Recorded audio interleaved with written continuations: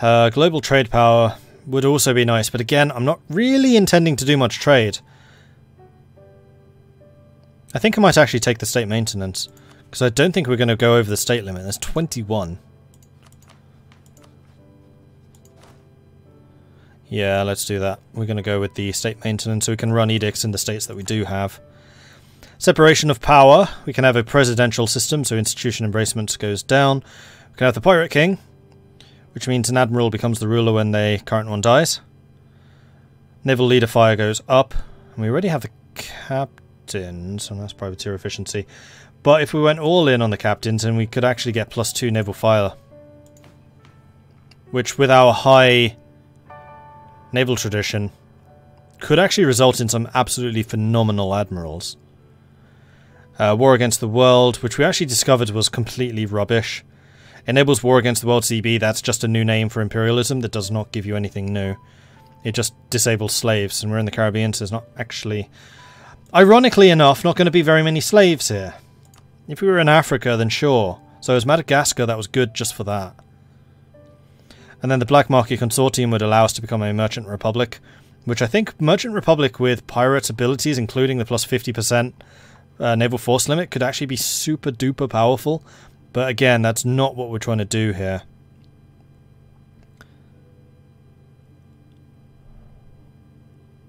Damn it, am I going to go for the Admiral again? Pirate King. I'm going Pirate King. Frequent elections have been abolished, so we can only have consolidation of power. Alright, well, we're getting the absolutism then, I guess.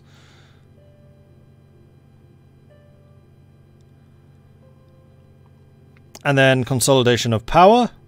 We can choose between stability cost or diplomats.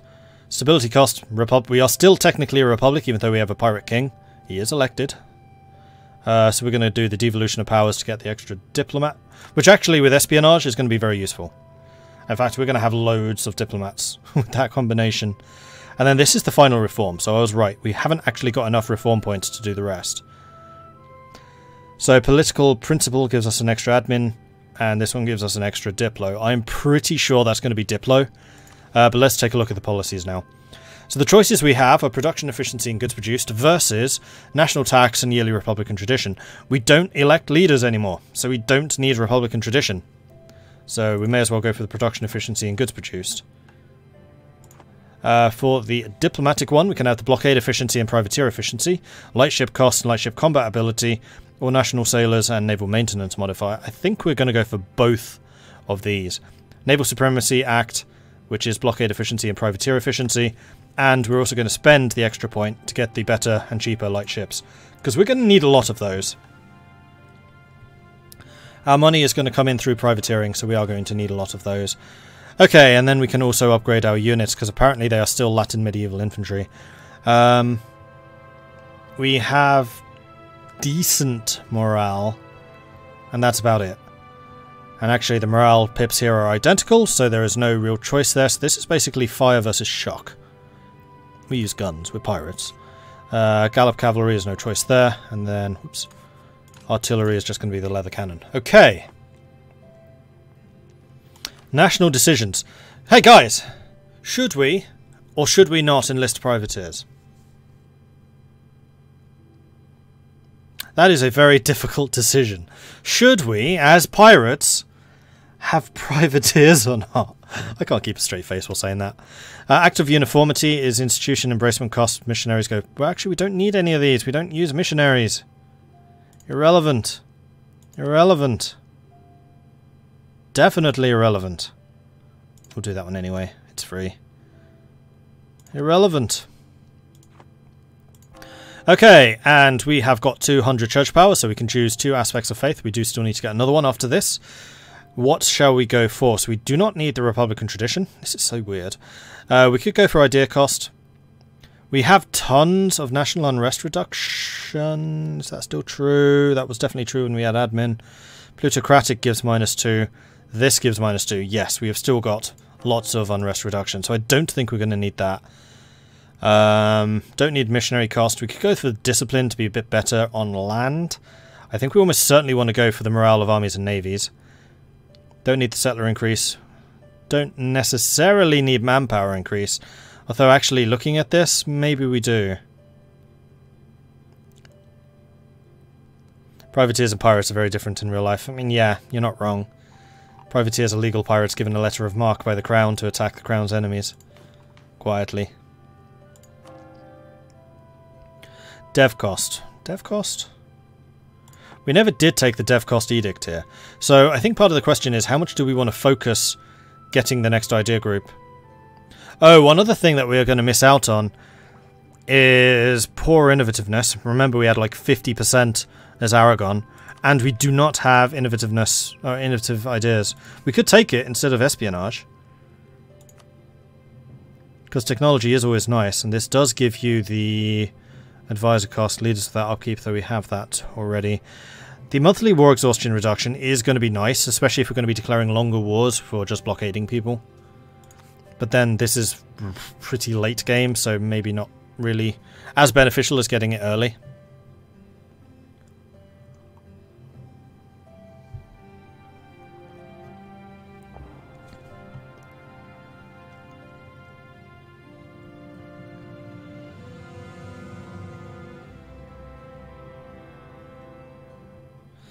Rumba rates quantity pretty high, I think, and Mordred never takes it.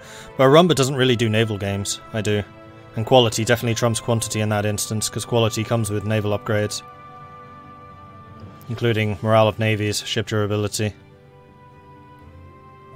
And I just like having small elite armies rather than just flooding. Rumba also plays a lot more aggressive than I do. So the pirates hired privateers to pirate. Yes, basically. Espionage gives cheaper advisors. You're not wrong. Yeah, I'm kind of persuading myself against taking innovative ideas. Innovative plus naval is even more naval leader fire. Stab cost and diplomats, prestige and advisor costs, heavy ship combat, and naval leader maneuver. See, innovative plus maritime is actually a really strong combination. Heavy combat and maneuver.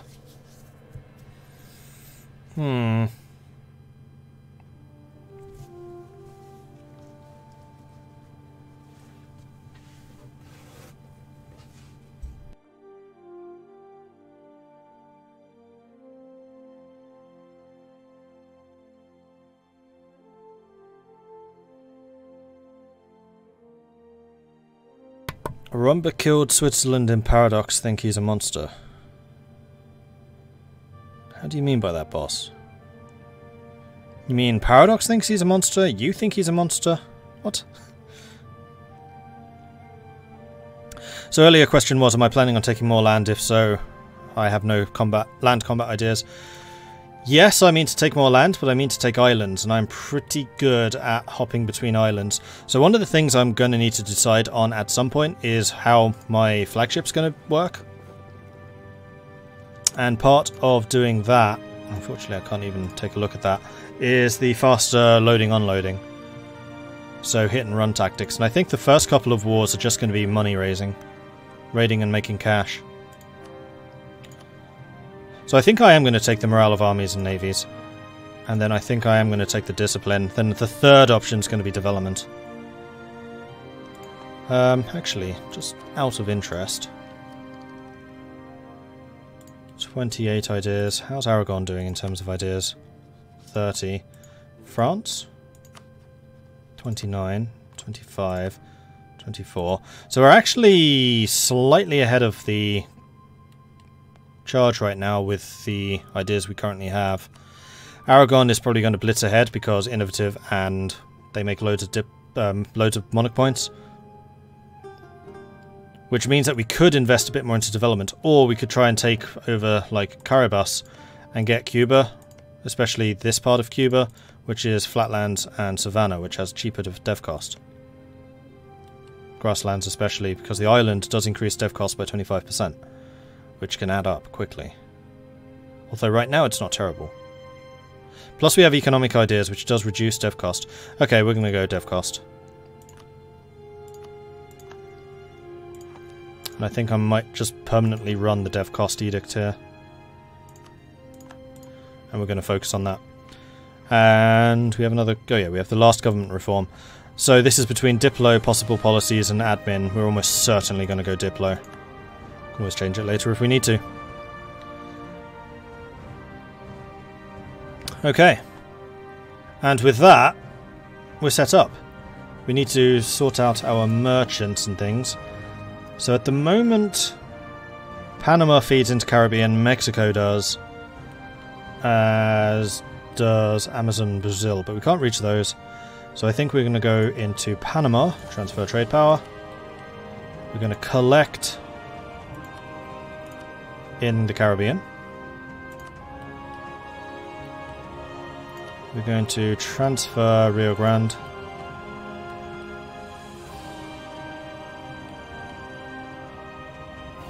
No, we're not. That was a mistake. I saw this line and just thought it was feeding into Caribbean, but it's actually feeding into Mexico and Mississippi. So we should have gone Mississippi because Mississippi feeds into the Caribbean. Well, transfer trade power can be in Mississippi. And then we need to kind of decide where we want to start privateering. Because right now Aragon is privateering heavily in the Caribbean, but I suspect that's going to go away. This is Aragon. This is how certain pirates appeared in this place in the first place. Oh, you mean the Paradox multiplayer event, where Arumba killed Switzerland. Okay.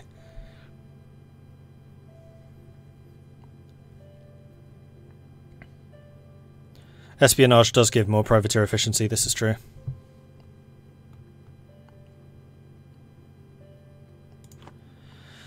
Alright, so let's split out the light ships. These are going to start privateering in the Caribbean because we are the pirates of the Caribbean.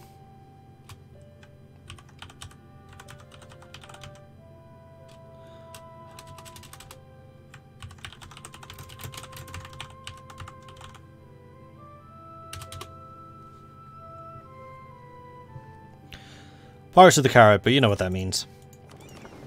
And then we've got these guys who... Actually, no. Right now everybody needs to be linked together, and we are going to need an oh, hello. Level 6 maneuver. Alright then, don't mind if I do. Because we need to go raiding, because we've only got 50 ducats, we are losing money rather rapidly. And we need to stabilise that. And then we have this army, which has no general. We have no points for a general. So I think right now, we're just going to drop your maintenance all the way.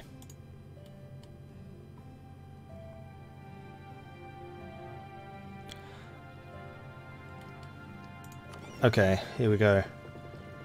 Let's head out and start doing some raids then. And so it begins. Raid Coast. 56 ducats, hell yes. Kind-hearted Pirate Prince Benjamin. Monthly War Exhaustion, though, is a really good choice. It was a really good one. It's not a choice, we just got it.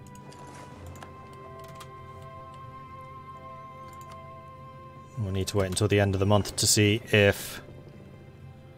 Oh wow, that's too far away. 1, 2, 3, 1, 2... There was 3 sea zones. Yeah, we're definitely going to need to get some more pirate havens. But like I said, I am not going to attack Tortuga or Jamaica, which would be obvious choices, until those respective pirate nations have spawned, and they should. Like all the requirements are in place. Especially if we're going to be privateering this area. If Aragon stopped privateering, then they can't spawn, but once I start privateering, they can. Expulsion of merchants. Our merchants have been too successful in trade, and the owners of a local trade node are upholding their mercantilist ideals and are now attempting to expel the merchants. They stay. Don't be touching my merchants.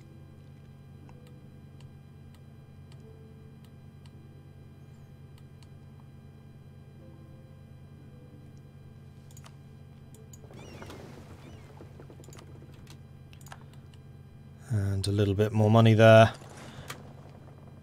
We should be able to raid these two, but then that's about it. We just need the colonizers to get colonizing. So hurry up. Yeah, we're not going to make very much from just colonies, unfortunately.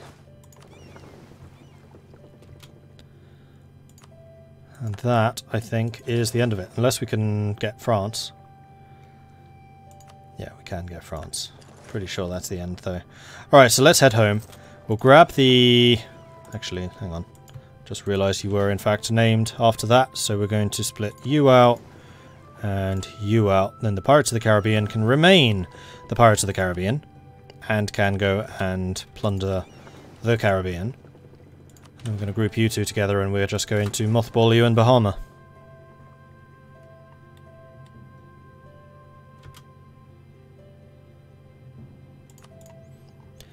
Alright, Doctrine. Unfortunately we do have to pay this and it is going to cost us 180, but I think I would rather do that now. Right, because we're Aragonese, we could actually get the treasure fleet income. I don't think we're going to get treasure fleets though.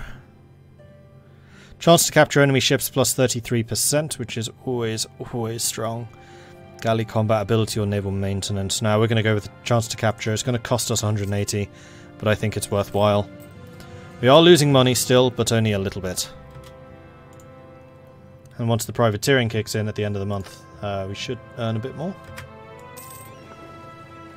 Golden Age of Piracy, plus 20% privateer efficiency. Go on then, if you insist. Your balance is not looking good. You're losing 180 ducats each month. No, I'm not. I'm actually gaining money.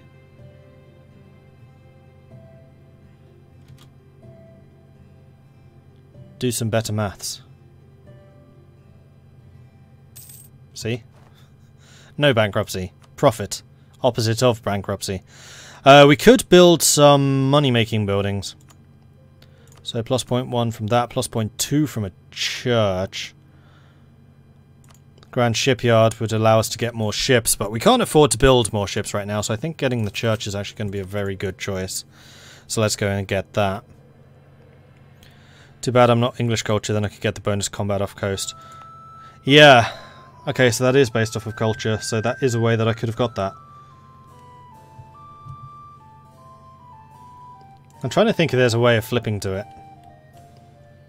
Because there are British up here. All of this is going to be random, because these are all the expelled minorities. So Caribbean's going to be just a completely weird combination. In fact, these are Mexican. How are those Mexican? Portuguese, Moroccan, Portuguese. Portugal has not been expelling minorities, like, at all. I, however, have been. Tuscan, Mexican, Ligurian. So does that mean that Minorca is Mexican culture primarily? Must be. Sicilian, Egyptian, Mexican, Egyptian, Andalusian.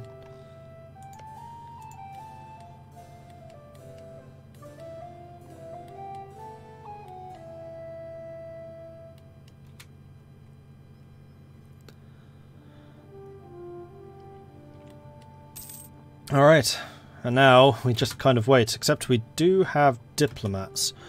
What should we be doing with those? I wonder, if we declare a war, do we count as a colonial nation or not?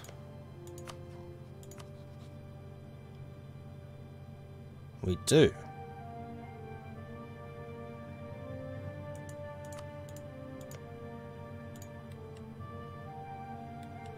Well, in that case... Oh no, Carabas would be a bad choice. New Valentia would be a very good choice. So we are going to build a spy network against you. We'll do one against Carabas because we want to try and weaken them if we can. And... Portuguese Mexico. Or Louisiana. Doesn't really matter which.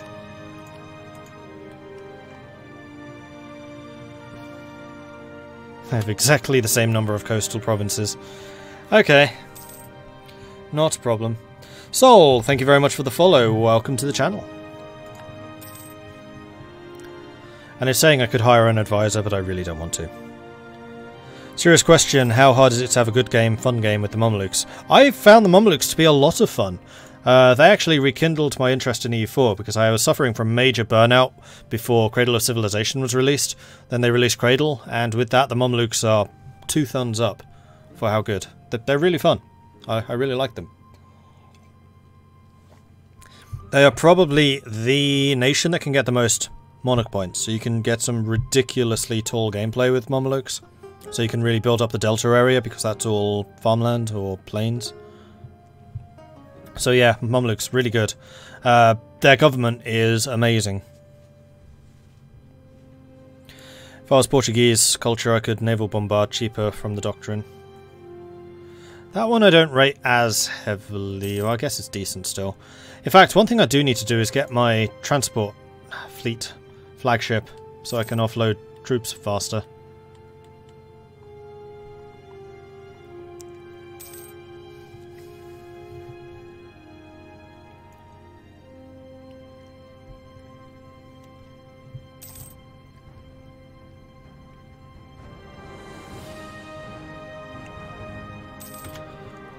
In fact, I just remembered another thing I wanted to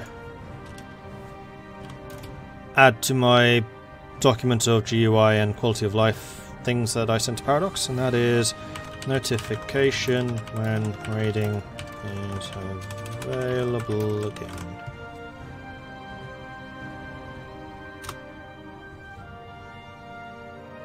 Yeah. So on the Paradox forums they're asking for suggestions and things, because for the next couple of months they're going to be doing quality of life and bug fixes, rather than working on a new DLC. Because there's been quite a lot of feature creep. And part of that they were saying, hey, post up on the forums if you have any suggestions, because this would be the time we implement them. So I have done so. Did I mention auto war taxes? No. Probably should. In fact, do I still have a link to that? I do. If you are curious what I said, I will post a link to it. That was the thread. The main thing is about showing estates in the development tab. That's my big one. And being able to rename admirals and generals.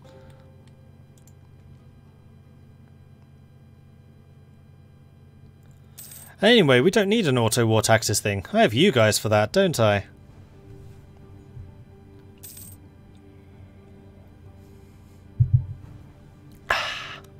Currently gain 6 sailors a month and using 5. Oh dear. And that's with my warships in port. So we are going to run out of sailors. And that's with Maritime fully completed. Oh yeah, speaking of which, I should probably go through what these two give. So remember, we don't have admin, we don't have defensive, and instead we're getting +1 naval leader shock, +25% galley combat, +1 naval leader fire, so that's now +3 naval leader fire. Morale hit when losing a ship, -33, which is super important. +1 yearly naval traditions, we actually have +2. +25% sailor recovery speed, this is why naval is important. Heavy ship combat ability +20, morale of navies +10, global naval engagement +10, so we actually have +30 naval engagement. No, we took the policy, didn't we? No, we did not yet. And then the capstone is the +10% durability, and then the maritime is +100% naval tradition from protecting trade. This used to be naval tradition, but now it's from protecting trade, and we're not protecting trade, which is why we're losing out. So most naval powers will have this, and it will generate them quite a lot of naval tradition. We don't get that, which is why the naval tradition from our national idea is so important. National sailor modifier +50%, so that compounds with the recovery rate, which is nice. Global ship repair +10%, which is strong. Naval sailor maintenance down, which is good. Force limit +50%, which is also +50% from the government. Ship cost -10%. Admiral cost -25, and leaders without upkeep +1, so we actually have 2 free leaders. Blockade efficiency and privateer efficiency. And then the capstones we can repair on coastal, which is going to be most of the Caribbean. Naval tradition from pirating would be a good change. Yeah, I will add that to my list too.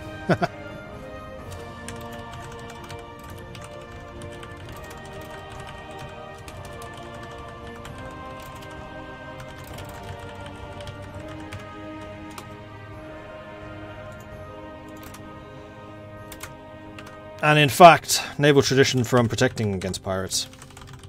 If anything is supposed to give you naval tradition, it would be pirate hunting.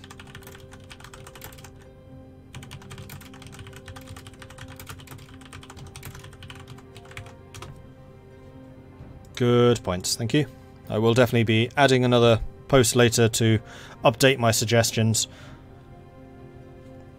I'm sure I had another one just kind of lingering in my mind, but when I was thinking about, well, when I was writing that post, I couldn't remember what they were. How is New Providence formed? It is formed when you are between 16 and 1700, which we are, when a colonial nation has a truce with another nation in the area, or when there's more than, I think, 10% privateering in their local trade node. That's New Providence. In fact, what I should really do is just share with you the post that I was taking that info from. Hopefully I have it open still. That was the other one, which wasn't as useful.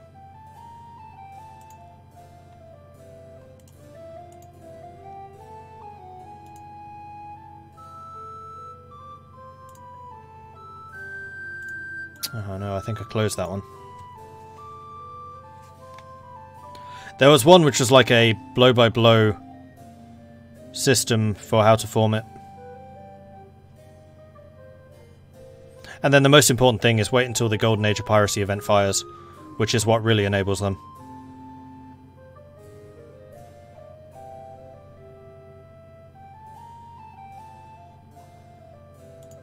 And that is all information which would really be up on the wiki.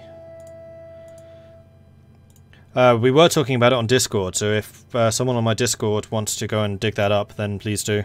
That's what the search filter is for. I don't really want to do it while I'm streaming. You can post the link. Thank you, Doomed Wild. That would be useful. One of the policies you could take gives you more sailors and less maintenance since you have a sailor deficit. I don't actually have a deficit yet, but if I go to war I will do. Circulation of hostile publications. A great number of pamphlets, woodcuts and other minor publications have begun to circulate recently, no doubt funded by our enemies. In these vile texts, not file texts, it is claimed that many aspects of the Church of New Providence has been devised as a matter of convenience for the state. While it is doubtful this critique will leave a permanent mark on the reputation of our state church, it has harmed us in the short term. Lose some church power, lose some admin. I'll take the church power, thanks. One of our merchants abroad has returned home, a pauper after losing every single ducat. He's gone bankrupt, and he will not receive benefits of his trade anymore. So we could try and save him, which will cost us a little bit. Speaking of saving, we should also boost development here. So this is a cotton producer, so production would be good. Tax is always going to be good. And sailors is actually a product of military, so we basically need everything. So I think I'm actually just going to go really beef up the number of sailors available. I think I'm just going to spend everything, quite honestly. Do that. We've done a mission. Ah, yes! The pirates have a unique mission tree. A second Madagascar. Does this know who I played as previously? Following the words of Thomas Barrow, we shall develop our free haven and create a pirate republic worthy of being called a second Madagascar. It's good that I'm doing this after the Madagascar pirates, then. New Providence gets a pirate haven for 20 years, giving the following effects: construction cost and national tax modifier. Hell yeah! Pirate trade protection policies have at least 25% trade power, which will give us better lightship combat ability and better lightship trade power. Actually, ship trade power does convert into privateering efficiency.